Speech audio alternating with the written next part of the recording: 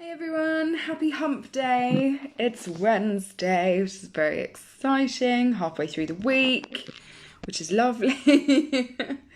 It's absolutely fabulous. Excuse me, I am coughing a little bit, not because I have coronavirus, I am fine, but because I ate a bit of chocolate cake before I came on to the Facebook Live, which was probably a big mistake, because chocolate always gets stuck in your throat.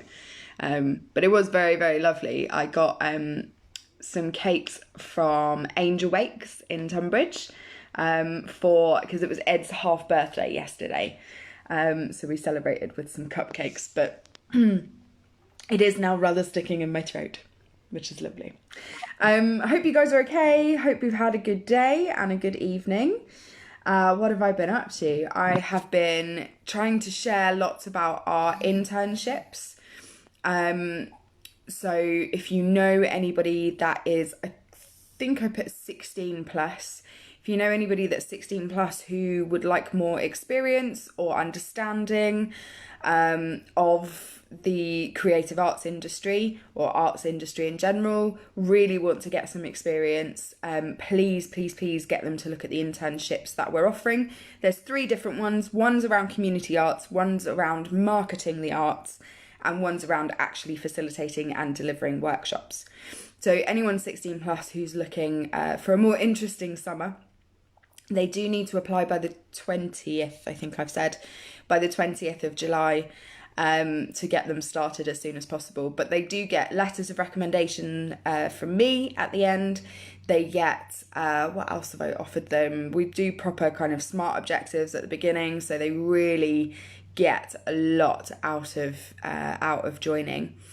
Lots of stuff, and I am going to give some proper training to them and get them actually doing the job. So it's not like, I remember doing work experience, bless her, at my aunt's office, and I literally sat there either stapling things together and photocopying or taking staples out of bits of paper so they could be recycled. That was my work experience. So it was a little bit odd, actually. So this is actual real experience for somebody. So if you've got anyone that you know, tell me, pass them my way. 1st of August as well, finally got the go ahead, and I'm going to be putting out some more details this evening on our Facebook page and on Instagram as well. 1st of August, our reopening, relaunch day. I'm going to be doing essentially this, but in a field, in real life. So we're going to be on the Ridgeway Fields, the park there in Southborough, from 1 to 3 on Saturday the 1st of August. And we're going to do like a whole kind of creative drawing. And what we're doing is we're asking people to come along in their family groups, and they stay in their family groups, bring a picnic blanket, what have you, and just be distanced from each other. So I'm going to have some people helping with that as well. So yeah, it'll be good. Hello, Sue. How are you doing? Are you good? Are you well? Hopefully you are. Thank you for commenting. Grand. So today we're looking at bullet journals again, and we're going to do something called project managing. So if you're anything like me, I love a bit of a list. Particularly with project managing, I do love a list. It feels so satisfying to like tick stuff off or highlight it off or cross it through. Really satisfying, actually. So I've got a couple of different ways that we're going to look at project managing. So hello Joe, nice to see you, fab stuff. There's a couple of different ways that we're going to do it. So the first way that I'm going to show you is kind of like a timeline. The second way I'm going to show you is more like when you've got lots of different projects on the go. And then we're going to do a more kind of detailed way of project managing, like a whole kind of overview. So again, bullet journals can be really good for using for that kind of thing. So project managing lists, tracking things, can be really good for that because it's just short, simple. You don't have to do massive spreadsheets with Gantt charts and making them all different pretty colours and things like that. Just paper and pens, which is quite refreshing in today's age, I think. So I'm going to show you the first one. I'm going to tip you guys down so you can see a bit of a timeline. So my head is kind of full of panto at the moment. So hence I have my 2 theatre masks here. And so I'm going to show you the first one, which is the timeline version, but in panto format. So I'm just going to finish off my little title here. And again, I'm drawing this without a ruler because I've got the little dots that are guiding me in their little grid here, which is very nice. So I'm going to come down to there. There we go. So they're really lovely to use for that kind of guideline. Here we go. Pull that out there. So I'm just going to call this Panto Timeline. I'm going to write it nice and thin. This is what I love doing with this, is just really playing around with the typography. So this could be for anything you like. So any kind of project that you've got going on, it might be decorating the house or decluttering. A lot of people I know during lockdown have been doing a lot of decluttering. Try saying that 3 times in a row. There we go. So I've just got Panto Timeline and my comedy and tragedy masks. So the nice thing about this is that you literally, and I am going to use a ruler for this because it's a longer length. There we go. Put your list of things down the side, your tasks that are all associated with that timeline. And then what I'm doing is just drawing a couple of lines across. So I'm going to start labelling these so you can see what I mean. So up here, we're going to have deadline. This is going to be the task. And then across these ones, I'm going to split this up. I'm going to do it month by month. So I'm going to do, how many do we reckon I can get in? So maybe August. And then we'll go September. Ooh, she says lining a ruler up, not very easy when I'm not properly looking. Yeah, not forgetting your deadlines at the beginning, because you need to know when to do stuff by.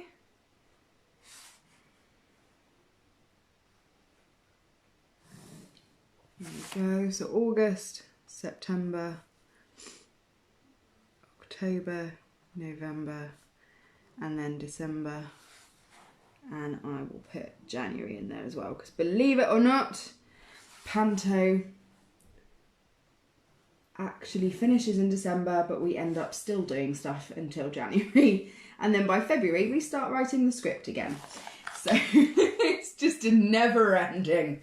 So what I'm going to do is use my lovely highlighter. I've got my nice pink one again to just highlight that top line. So that we know what we're doing. So task-wise, let's put a couple in here. So if I put auditions, and you can be as specific or not as you need to be really with this. It's your list, it's your project, whatever you kind of want to put on. So let's put auditions, marketing, as in the posters, rehearsals, performances, costumes, and the list would be never ending, so I'm going to stop there.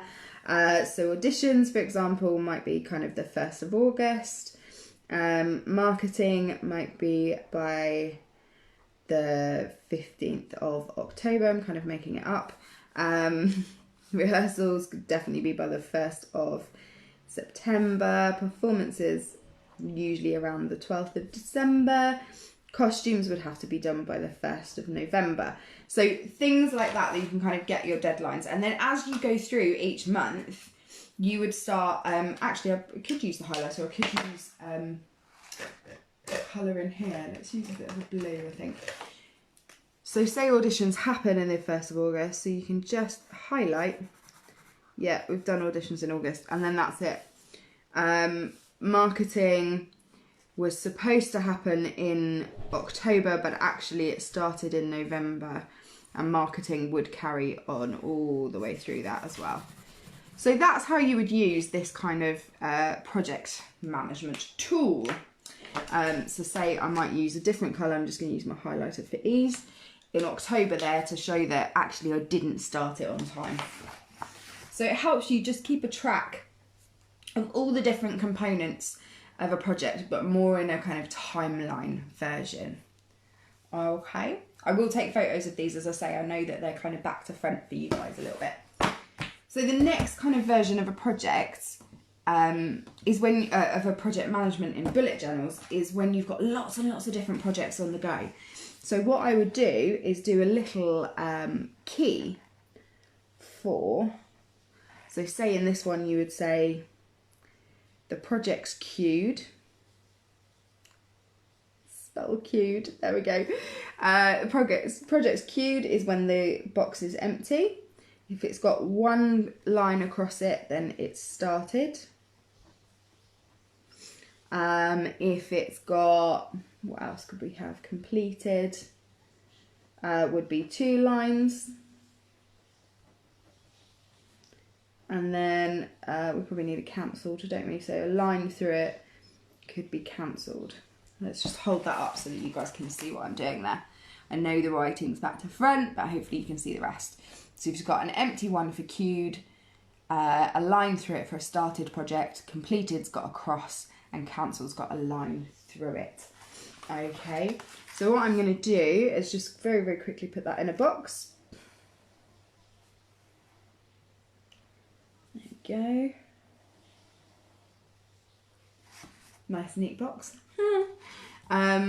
And again, you can really play with the typography of kind of the wording around it. You know, you can put projects around the top of it in a really nice kind of font, and you can use lots of different colours as well. And then literally just, this one's really simple version, which I like. It's just, as you can see, I'm using my ruler again. I'm just going to split this up into different boxes, essentially. Hopefully you guys can still see what I'm doing there. There we go.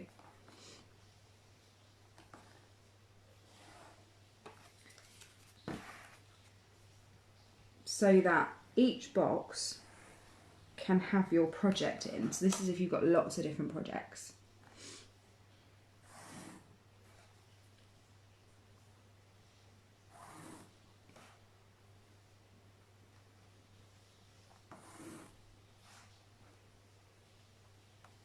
Oh, there we go. And each box can have a little square in it. So I could put, what projects have I got? Panto, painting the studio. What other projects have I got? Street performance. Learning lines, which is what I really should be doing. Definitely not started yet. It's definitely a queued. It's an empty one. You could have lots of different things and then go through them all. Tidying the house. So tidying house, I think I am going to put cancelled because can't be bothered. Painting studio is definitely queued, it's not started yet. Panto started, street performance started, learning lines definitely not. Bullet journal. Well, yesterday's was completed, so I'm going to put a cross in there for completed. So you can see that it's just a really, really straightforward. And again, I'll take photos of this because I know that Facebook Live shows them backwards. Really simple, easy way of keeping track if you've got lots and lots of projects on the go, and you can kind of look at it and prioritise which ones are going to work better for you. Okay, so let me open up my page. Over the page, shall we? So a different way of doing this is to have more detailed things on, okay? So you could have a proper full page of task, for example, over here.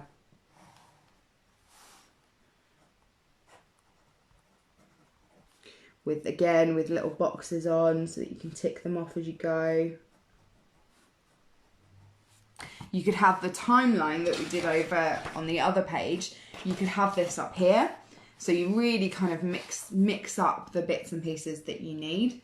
You could have a bit of a project tracker as to the date. Actually, I could do that down there. There we go. Date, who's involved, and then what are the comments. So every time you go and do something to do with that project, let's write project tracker up here. You've got a record of all of the things that you've done within that project. So that when you come back to it later, you can go, oh yeah, I spoke to so-and-so about such and such. So again, it's a really good way of just recording and keeping an eye on projects. And again, you can do so many different ways of doing this. I've gone for because I always think of business things when I think of projects. So I've gone for a very formal, boxed up kind of way of doing it. You could also put kind of, let's go for a nice circular thing here. Equipment. So you could write a list of all the equipment that you need. Again, we can make these kind of more visually appealing. They don't have to be boring at all. And then you could put like a little thing for notes down here, couldn't you? How should we do this?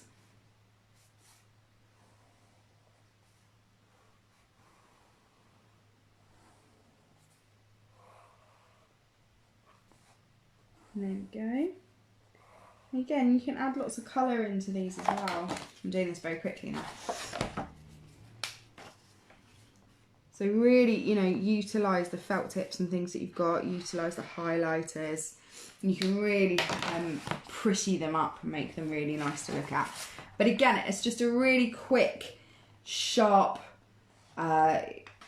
easy way of tracking projects so that you don't get too bogged down in the admin.